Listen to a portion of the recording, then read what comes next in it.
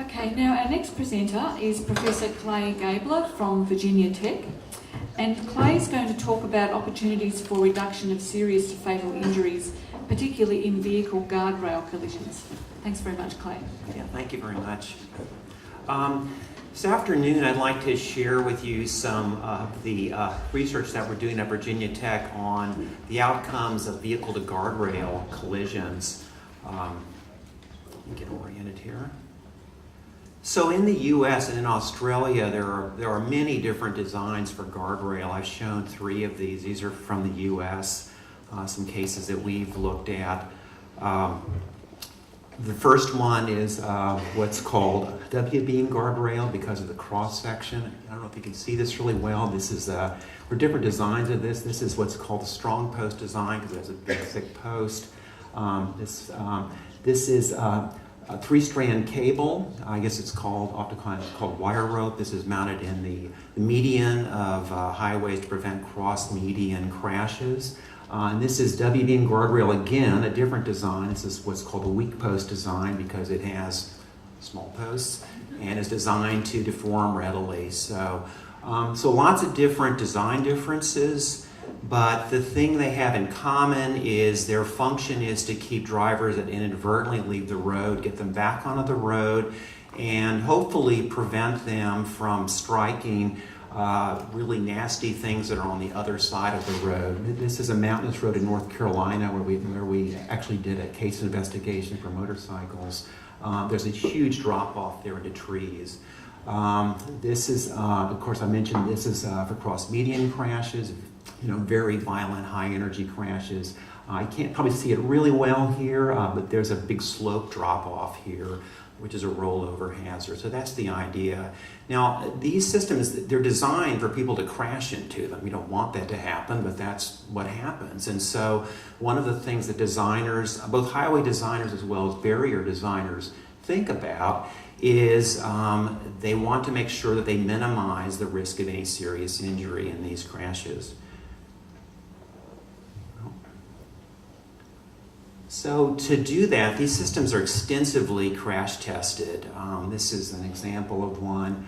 In the US, we use what's called the NCHRP 350 test procedure. It's been recently upgraded to something called MASH. I think it's a better acronym, right? So they had to upgrade it for that reason. And it has stricter requirements.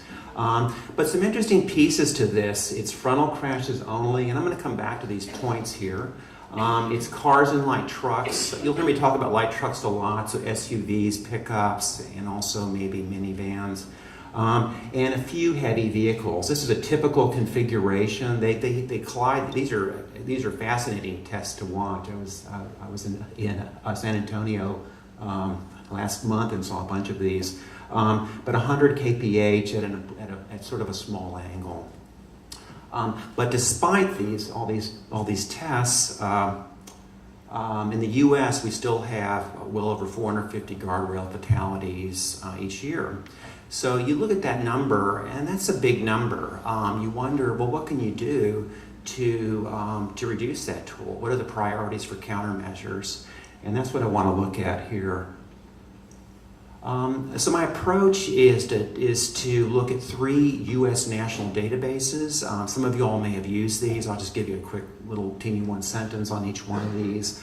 The first is FARS, which is a U.S. census of all fatalities. We looked at a large range of years, 91 to 2012. GES is a sample of all police-reported crashes, everything from property damage only to fatal crashes. That gives you exposure. And we looked at NAS-CDS, which is an in-depth database, much like the ECIS database that's being developed in this project here that lets you get at serious injuries and the real nitty-gritty of what's happening in crashes. I looked at all cases where the most harmful event was a guardrail crash. And the first research question I had was, you kind of wonder, are some vehicles maybe more prevalent, more prone to having fatal crashes? So that's the first thing I looked at. And, probably like all of us here that do research, I was a little cocky and thought I knew the answer. I thought it was, certainly cars will be, most of the fatals will be cars because there's more of them. Second will be light trucks, and then everything else will just be in the noise. Well, I did the numbers, and I was completely wrong. So this is what I found. This is actually, I've done this with 2012 data. The thing that's interesting, so the blue bars here are percent of registered vehicles, the yellow are percent of fatalities, and look at this guy over here. I just couldn't believe this when I saw this. In the United States, nearly half of all fatal guardrail crashes, they're not cars or trucks, they're motorcyclists. I was just stunned, especially considering the fact that they're only 3% of the registered vehicles. They're only about 1% of the crashes. So, wow, I did completely rethink this. In fact, I thought I made a mistake. So what I do when I see these sorts of things, I like to look at sort of chronologically how these might have developed. And so I went back and I plotted a long series of data from 91 to 2012. Broke it out by different vehicle types. The red is cars, the blue is motorcycles, the green is light trucks and vans. You'll see this acronym a lot on my slides. It's light trucks and vans, SUVs, that kind of thing. This graph tells a couple of really interesting stories. One is if you look back in 91, there's this really nice progressive decline in guardrail fatalities from car occupants. Probably due to a couple of reasons. The U.S., we've greatly increased belt use rate. We're now well over 90%, but it wasn't that high in the early 90s, so that's a plus. Airbags were introduced in the mid-90s, and frankly, there have just been better barrier designs as well. So that's all worked out well for us. But the other thing happening during that same period of time is if you look at the blue line, the motorcycles, those have been increasing over time. In fact, in 2004, we hit a milestone. For this first time in our history, motorcycle fatalities and guardrail crashes exceeded all other vehicle types. So just really amazing to see this, especially when you think back to how they test these. Did they test motorcycles? No, they don't test motorcycles, so they're missing half the problem in these tests. So, but just going along here, so quite clearly, one of the big priorities, if you want to get to zero fatalities, and that's certainly a lofty goal, is you've got to focus on motorcycles. So these are actually two cases that we looked at, guardrails. I'm not going to, we have a lot of studies on this. I'll just give you the sort of punchline. The problem is the posts. You hear people, you hear this is high tension cable. You hear it being cutting people in half, and we don't see it in the data. We do see post injuries, so that seems to be the common thread. But I don't drive a motorcycle. I kind of think they're cool, and maybe one day I'll have one if my wife doesn't divorce me for getting one. But they look really cool. You don't want to forget about the cars and the light truck occupants. What can we do for them? Where are those fatalities? That's still half the problem. Just to illustrate this is a case from one of the things that we looked at. This is one of the NAS CDS cases, one of the in-depth cases. It involves a Volkswagen Passat going down a 2-lane road. I think this is in Washington State, so just absolutely beautiful country. This is a terrible crash. The driver departed off the highway, tried to get back onto the highway, went into a lateral skid. And skidded sideways and struck. This is called the in terminal, the in treatment. It's a little thing on the end of the guardrail to prevent this kind of thing from happening. But they're designed for frontal impacts. They're not designed for side impacts. And so the thing that's stunning about this crash is, this is in the U.S., of course, the passenger is in the right-hand side. The passenger actually survived this crash, but the driver was fatally injured. Just terrible injuries, multiple head injuries, and also a transected aorta. So which is of course an unsurvivable injury. So this is just one case. You wonder how this might generalize to the whole population of crashes. So I took a look at that. So again, I looked at FARS and GES. I kind of averaged a number of years together. And some of the things you see are kind of expected. You see that indeed the most common type of crash are frontal, but you also see two other things happening. You see that side crashes account for, like we just saw, about 20% of the deaths. there's no test for that. They don't test for that. And you also see that rollovers, which we tend to forget about here, are also about another 20%. The rollovers are primarily high CG vehicles. They're SUVs, they're pickups, they collide with these things sideways. The guardrail is actually below their CG height, and it just works as a tripping mechanism. So a couple of more priorities. These together account for 40% of light vehicle deaths, untested for.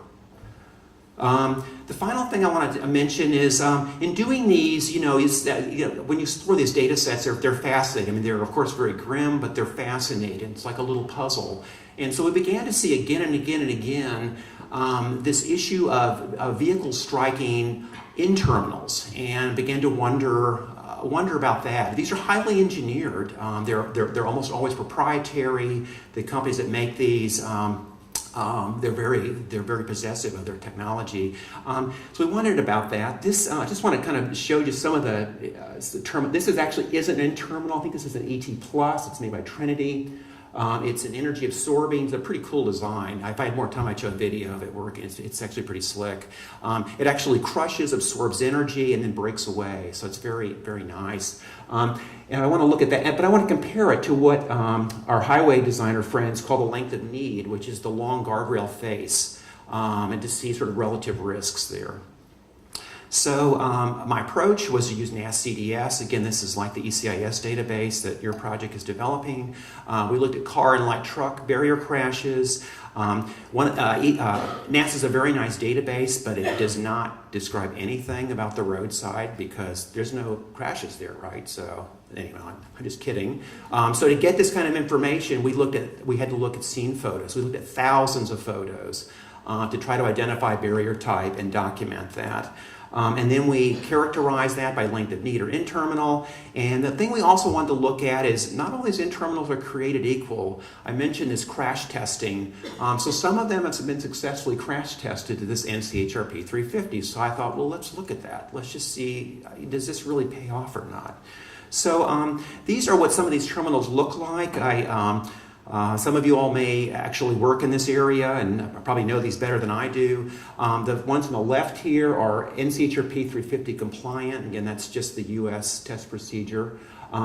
They either absorb energy. There's our friend, the ET Plus again. This is another design here. They both crush and absorb energy. This is an SRT 350, which actually breaks away and doesn't spear. These are non-compliant designs that you see all over the place in the United States. So these are, they're generally blunt-ended. They're just, if you hit this going in, if your car strikes us either front or the side, there's a good chance of spearing through your car. And this is, of course, a turn down, which there's still, which is a known rollover risk. And cars ramp up there and they do this kind of Dukes of Hazzard rollover thing. They're horrendous, so you still see those. So we had a nice data set together, about 700 frontal crashes, about 142 side. I'm actually showing you case counts. These are, of course, weighted to get the probability sample you need. A nice mixture of length of need and in-terminals, and so we could do our study. Here's the results. So I'm going to show you a number of these things. The top bar is always going to be all crashes. The bottom bar will always be injury crashes. You get a nice comparison. So you can see that as you'd expect, most people strike the length of need. So there aren't that many ends to terminals. There's long lengths between them. Only about 13% of our cases were in terminals, but they account for nearly 30% of the serious injuries. So there's a real early sign that this design matters. So, this is, to look at our side crash, this is the case I showed you earlier, it's even more dramatic. So about a quarter of these were terminal crashes. Let me see if I can do this with the mouse. This isn't working. But they account for about 3/4 of the seriously injured drivers. So these are very lethal. They work well in frontal crashes. You do not want to slide into one because they'll go right through your door. I also wanted to look at 350 compliant terminals. This is kind of interesting. I was just kind of shocked. My PhD student did this, and I asked him to rerun this. I couldn't believe that we had that many non-compliant terminals in our sample, but we did. So 60% were non-compliant. They account for almost 90% of the seriously injured drivers. So again, there's this idea, this issue of design matters. So just to wrap up, there are these are the priorities. If I had to make a laundry list, some of these things are doable, some are very expensive. But clearly, there aren't many motorcyclists out there, but if they hit these barrier systems, it's lethal. So nearly half of these deaths are guardrail, are for motorcyclists. Together, side impacts and rollovers account for 40% of car and light truck fatalities. And wow, just a big priority is, I don't know, I haven't driven around that much in Victoria, but if you have non-compliant terminals, that's got to be a priority to get them out, because they have, at least in the U.S., they have a really bad track record. There's countermeasures. We know what to do on a lot of these things. Motorcycles, the U.S. is way behind the rest of the world in providing motorcycle protection. There is none, except there's a little tiny piece in one of the states. You can provide motorcycle barrier underride protection, so you keep the riders out of the posts. Side impacts, the hope is that when we get more ESC-equipped vehicles out on the highways, that'll prevent loss of control. But as several speakers have mentioned here, it takes a long time to do that.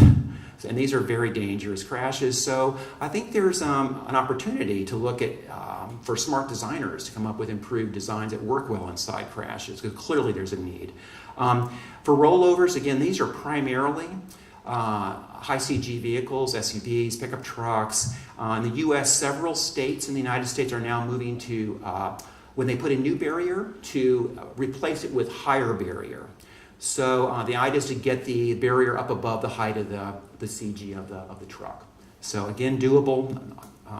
And then with in-terminals, to replace in-terminals with ones that are compliant. These are the two U.S. procedures, 350 and MASH, and this is the European procedure, EN 1317. And finally, from a sort of a policy point of view, I think it's important. I always wonder how we get to this point, and not to blame the test procedure designers, but if you look at how they test these, they work really well in the areas that they're tested. They work well in frontal crashes. They work pretty well for car and light trucks in a frontal crash. But we know, if you look at this data, they miss half the problem. So more than half the problem. Maybe it's time to start thinking about adding to these procedures, adding motorcycle tests. There are some proposed motorcycle tests that EN 1317, which I think is admirable that they've done that. I have issues with how they did the test, but it's admirable to do that. And think about side impacts. And so I'd just like to thank, my sponsor, Transportation Research Board of the National Academies of Science in the United States, and my two PhD students, Allison Danielle and Nick Johnson, who did absolutely all of this work. So I just get to come to a really beautiful city and present it, and they're at home in the snow. It's actually snowing at home, and they're probably muttering nasty things under their breath about me. So, and I'll take any questions. So.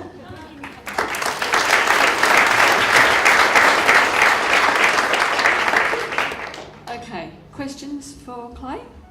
Got time for one or two? Yep, up the back here. That's Jeremy, is it? Yeah, I might talk loudly then. Jeremy Watt is Centre for Automotive Safety Research in Adelaide. Thank you for that. I think it's very interesting and certainly consolidates some of the findings that I know are occurring internationally. Fortunately, a lot of our barriers are closer to the NCHRP 350 compliance, but there still are those older designs that showed out there in the network, and their sort of legacy of those we need to deal with. One thing our research work has been looking at is a sort of trade-off between clear zone provision or putting barriers in place. Mm-hmm. I'm just wondering, and that raises two critical questions for me. One is the configurations or angles at which vehicles are striking either the length or need or terminals. I mean, generally with the terminals, if it's not frontal, it's bad news. Mm-hmm. But with the length of need, I'm just wondering in your observations if you've noted anything from greater than 25-degree impacts or strange impact configurations. Yeah. And my second question then is, have you got a feel for the offset of barriers in your study? So, how far from the edge of the traffic lane were they? Yeah, those are good points, and certainly the injury outcomes are dependent on those things. So in the U.S., we have another. I didn't talk about this other data set, but we have a set of reconstructed road departures. I think it's 890 which is a really nice data set for studying that, where they get departure angle. The 25-degree was actually picked based on that. I think it's the 85th percentile level. So there obviously are cases where you hit it at a steeper angle, but that's sort of so 85% of the crashes are at a much tinier angle, more likely to be glancing blows. It's interesting. I'm working on another project right now. I'm actually to look at another set of data. The other thing that's interesting that happens with these end terminals are not only head-on. Frequently, they're hit. People depart the road. They're trying to get back on the road, and they run into the end terminal from the reverse side. And it frequently breaks away, but it can also, you might imagine sort of not hitting it optimally. A lot of times it's hit by the side of the car, and they're trying to avoid it. And so it tears giant gashes in those. But I think in general they have a good. I don't want anyone to think that I think that these should be taken out because they serve a fantastic safety function. I think for cars and light truck occupants, they are extremely safe. They're one of the safest countermeasures we have on there. Just looking for areas that they might be improved. Just to clarify my question, though, it wasn't so much that, it was, okay, basically, would you advise to get the barriers as close to the edge of the road as possible? No, I don't think you want to do that. No, I think there are sort of practical constraints whether the highway department has I mean, you would want to get them as far. You want to minimize how many times people hit these. So one straightforward way to do that, if you have, if the highway that's being built or being resurfaced has lots of land, is to move those as far away from the lane edges as you can do from a and that will then minimize the number of crashes. So no, you don't want them right on the road. If you have other options, if you don't have any options, and there's nasty things, there's big telephone poles or a big steep drop off, you obviously want to protect drivers from doing that. So. Okay, thanks very much, Jeremy. Would just join me in thanking Clay for his presentation.